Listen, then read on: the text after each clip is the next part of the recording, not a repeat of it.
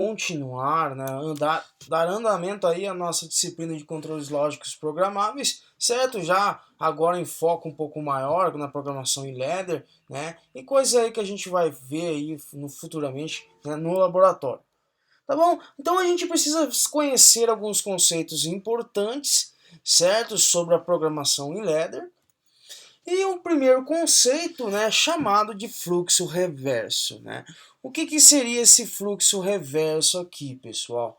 Né? Então é um conceito que, quando relés mecânicos são utilizados para implementar uma lógica em ladder, certo? O fluxo de energia pode ocorrer em qualquer sentido, né, através dos seus contatos, não por incrível que pareça, né, nesse seguinte formato aqui, certo?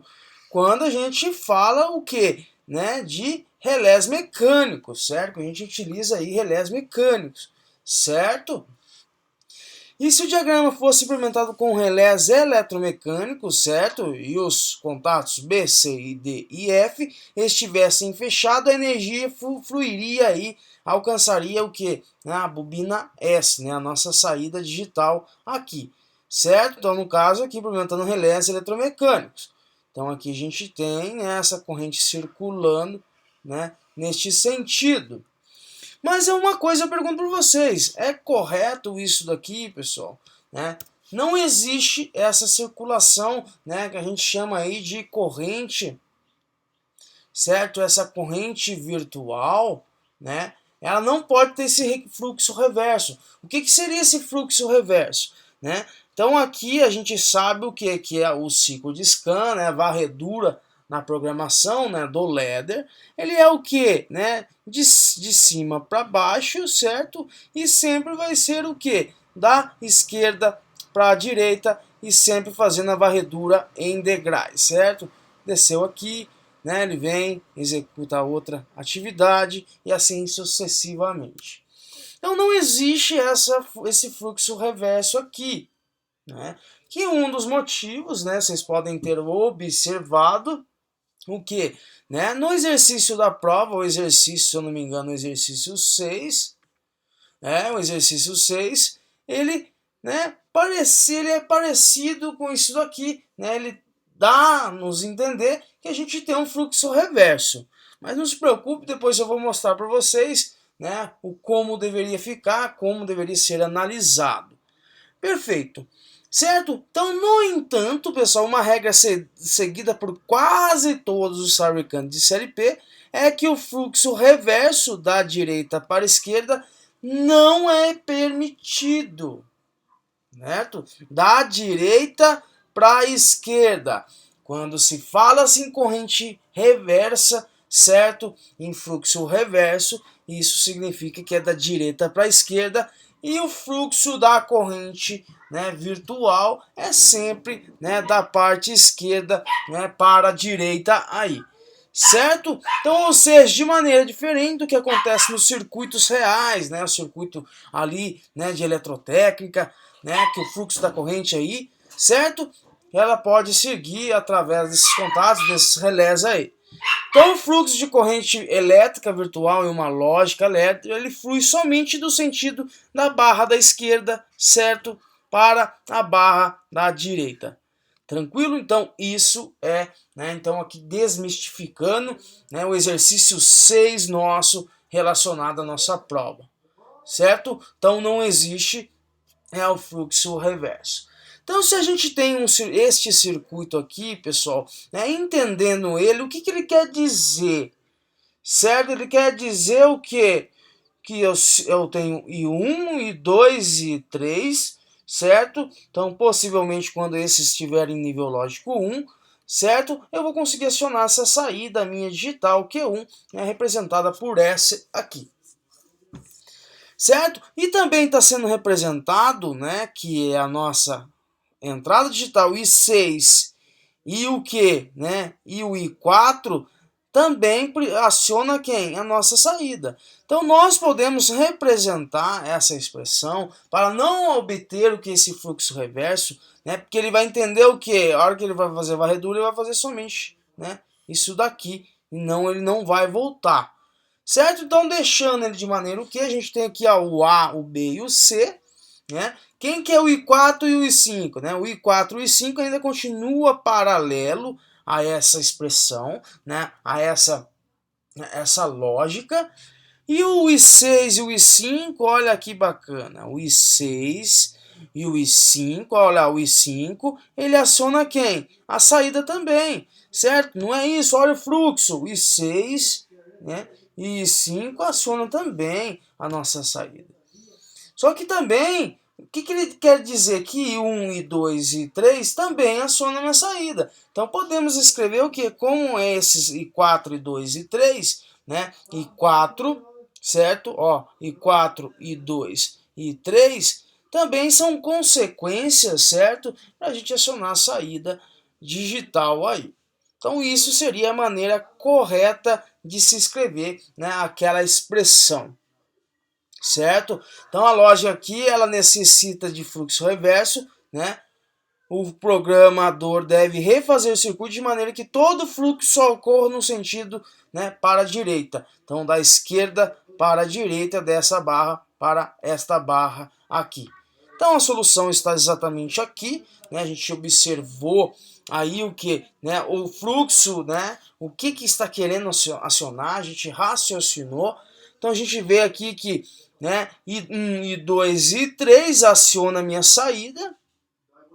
E também meu I6 e o meu I4, e certo?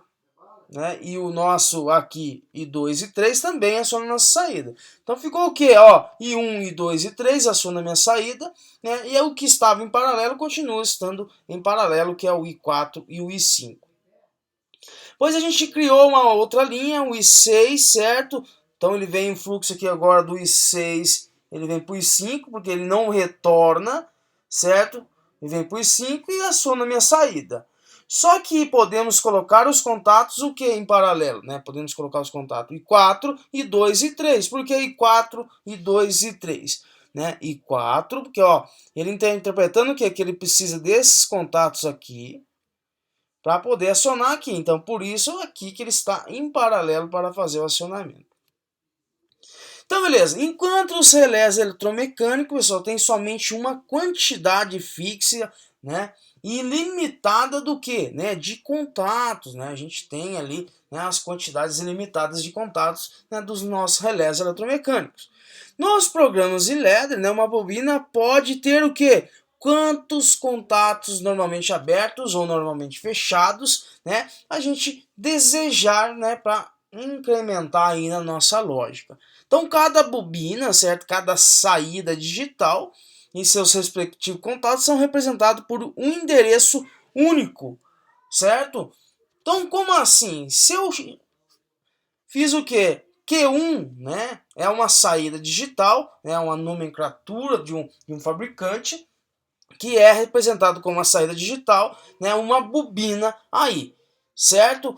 Então a gente pode utilizar com um contato auxiliar, vamos dizer, só que um contato auxiliar lógico, virtual, né, chamar também de Q1, que seria o contato auxiliar de Q1. Mas como assim?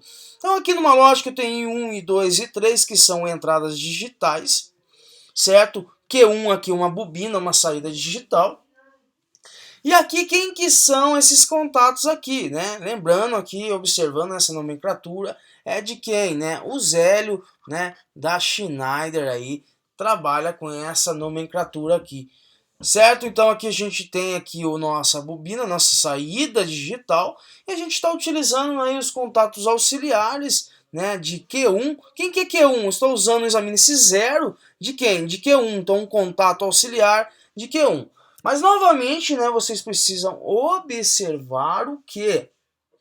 Quando a gente usa aqui, né, esse normalmente fechado de Q1, significa o quê? Significa que ele está examinando a minha saída Q1 se está em nível lógico o quê? 0.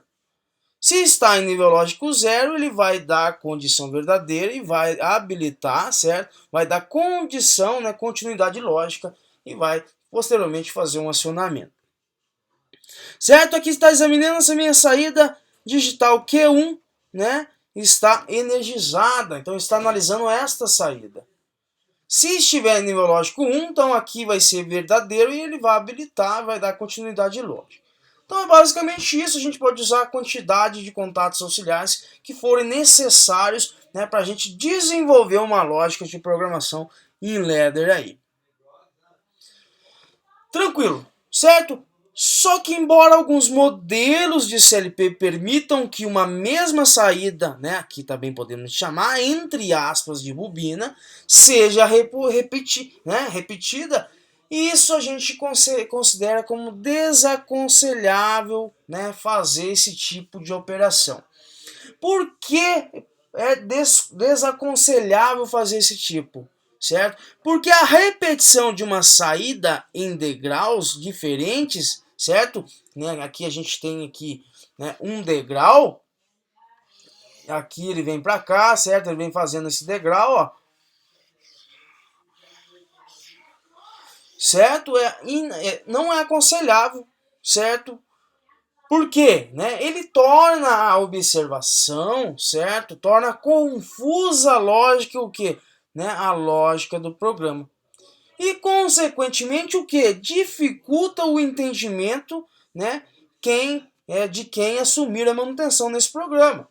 Então, imagina você encontrar um programa que está cheio de Q1, Q1 aberto, Q1 fechado, Q1 aberto, Q1 fechado, certo? Então, o pessoal se perde. Né? Então, é desaconselhável utilizar, né, por mais que permitam fazer isso daí, né, usar contatos referentes à saída digital, né, daquela bobina, para poder fazer, né, um sistema de lógica, só que, que nem falei, né, se torna algo que, né, não aconselhável pelo fato que fica confuso.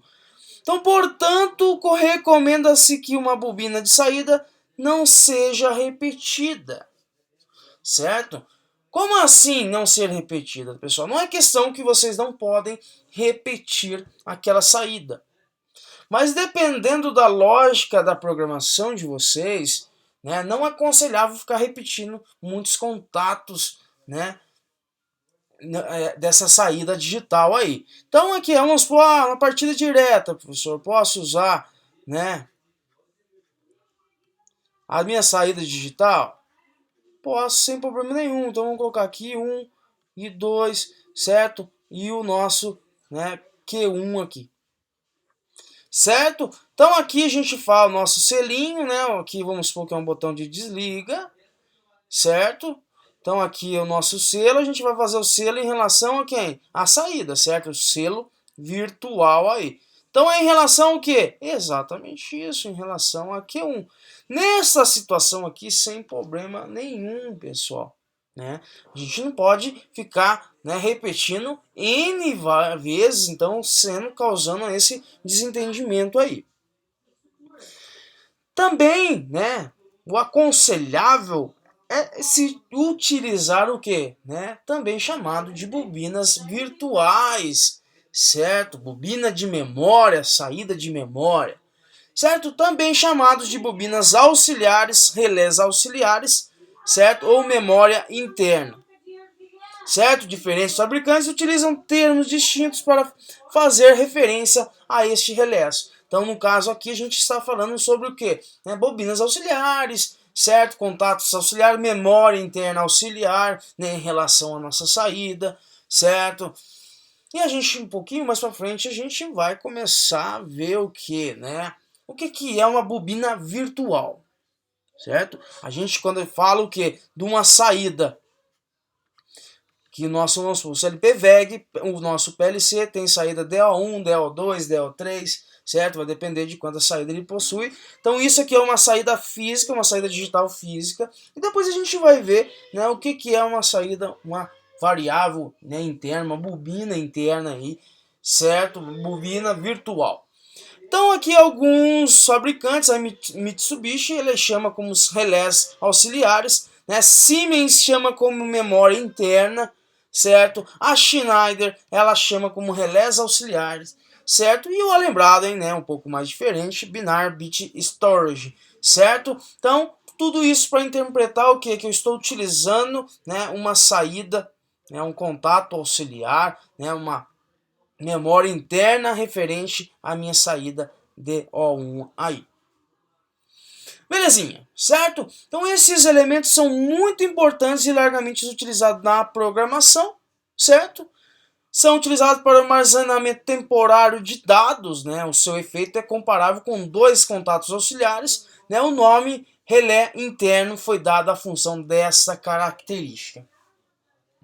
Então aí agora vai ficar maravilhoso, certo? A gente começar a distinguir a diferença, né, de uma bobina virtual, certo?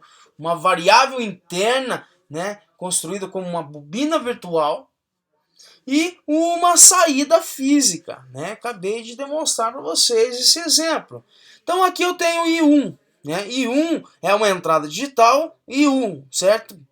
Que é bit 1, né? A primeira entrada digital, certo? E aqui esse M1, né? Vai depender o que da nomenclatura de cada fabricante, né? O M1, quando a gente encontra esse M1, estamos trabalhando com o Schneider, né? Vamos colocar aqui o Zélio, né? Isso significa o quê? Que ele é uma bobina virtual, uma saída digital virtual, certo? Ela não serve para atuar o que? Uma saída física do meu CLP. Então, se eu colocar para acionar M1, né?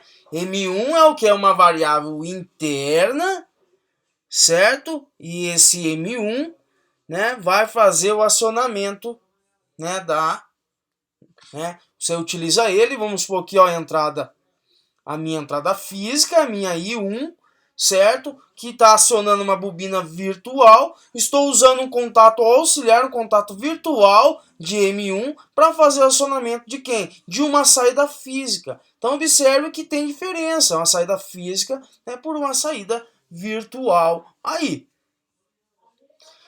Então beleza, para distinguir os relés internos dos externos, são dados endereços diferentes para cada um dos tipos. Por exemplo, né, a Mitsubishi aí trabalha como M, certo? M100, M101, M102, M103, certo? A Siemens aí vai trabalhar aí, ó, Siemens M0.0, M0.1, M0.2 e assim sucessivamente, né, independente de quantas, né, variáveis foram criadas aí. A Schneider já vem trabalhando com o que? Né, com o sistema M1, M2, M3, né, M4, tranquilo? Aí lá no PLC vocês vão criar uma variável, certo? Essa variável vocês vão criar do tipo booleana, né, que ele vai aceitar valor de 0 ou 1, tranquilo? E é uma variável interna. A Lembrada trabalha aí com esse sistema, né, o B3, ele chama como B3, né, esses dois pontinhos, 0/0, certo? Que esse é a identificação, né, o bit que pertence a essa memória. E aqui B3, né, 2.1, né, /2, /3, /4 e assim sucessivamente. Então, a cada instrução de entrada ou saída está associada ao quê? A um endereço que indica o quê? A localização na memória do CLP, certo? Em que o estado dessa instrução será armazenada aí, perfeitamente. Então, cada elemento do diagrama ladder, né, é associado, né, a um operando identificado por letras e números, certo? Entradas, saídas e relés internos são identificados pelos seus endereços, né, cuja notação depende do fabricante do CLP aí, certo? Então, cada fabricante, pessoal, tem uma forma de endereçamento de memória própria, certo? Allen Bradley, Schneider, né, Mitsubishi tem sua própria, né, sua própria forma de endereçamento e que normalmente difere do endereçamento utilizado em outros CLPs, né? Nenhum, né, praticamente, né, o que eu conheço, a gente usa a mesma nomenclatura aí.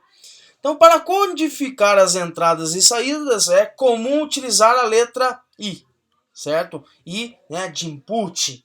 E para as entradas, né, o input aí para as entradas e o Q de kit, certo? Como saída. Ou podemos encontrar como O, né, que é, né, o nosso output, né? Isso tudo são referências, né, para quando falamos para as saídas. Então alguns fabricantes também utilizam as letras aí X e Y, né, para codificar as entradas e saídas respectivamente. Certo? Então, o Siemens ele vai trabalhar nessa seguinte forma, nessa seguinte nomenclatura, né? As entradas são respectivas pela letra I, os relés internos pela letra M e as saídas aí pela letra Q, certo? Aqui o 0 é a posição, o byte, né? Que está está relacionado a essa entrada, né? E qual bit pertence a essa entrada? É o 1, é o 2, é o bit 3, é o bit 4, é o bit 5. Mesma forma aqui, né, o que a gente sabe que é de saída, né, de kit, certo? Essa primeira nomenclatura, essa primeira posição, significa all byte, né, ele faz parte, certo? E qual bit ele faz parte. Então isso aqui nada mais que seria o endereçamento, né, desses, certo? Dessas entradas, dessas saídas. E aqui como memória, né, o M, representado pela uma bobina virtual, um contato de memória, certo? Né? O primeiro aqui a gente indica como um byte também, certo? E aqui o bit, né, o posicionamento dessa memória dentro da memória do CLP. Tranquilo? A lembrada, né, ele vem com esse seguinte formato, né? São representados também pela letra I, né? Os relés internos aí são chamados agora de B3 e as saídas de O, certo? Mesma forma, o I significa input e entrada, certo? Word, né, vem de palavra, né?